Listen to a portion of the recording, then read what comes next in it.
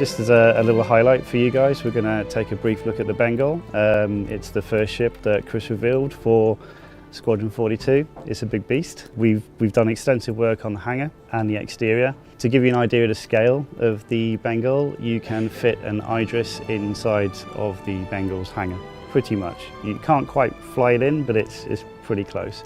So it's a huge undertaking. It requires a lot of investigation into different lighting techniques, different construction techniques, different meshing techniques.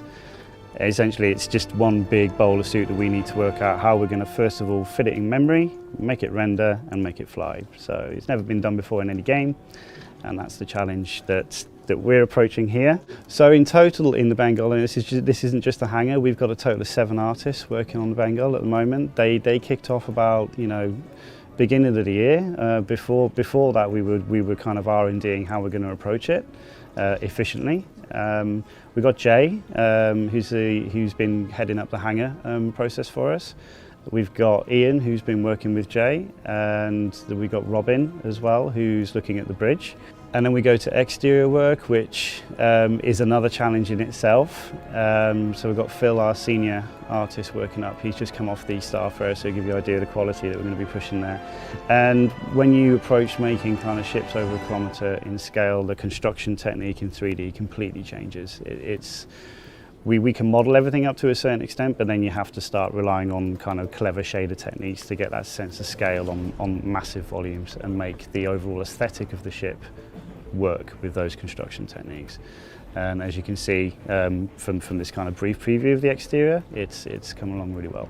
All the guys are up for the challenge. When we started on it, it was just a lot of scratching heads, a lot of, oh my God, what are we going to do? I mean, the exterior alone has like 90 turrets and missile launchers, something along that off the top of my head.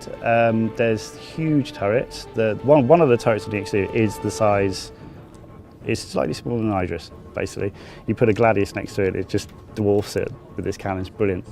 But then we've got all the other kind of components on the exterior, which add up to a significant amount of data to push around at one time. So you have to be very kind of careful how you construct that. When you start to see other ships within the environment and characters walking around in that environment, you get a full sense of scale.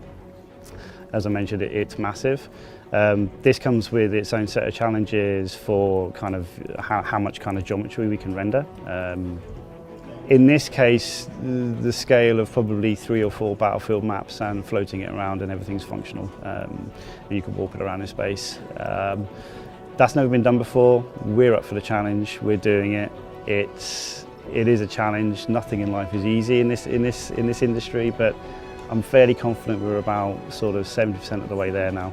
Once all that kind of underlying tech comes on board, it will work. As you can see, it's looking beautiful. So, yeah, that's the challenge that we've got for the next, should we say, 3 months. I'd estimate it'll be done.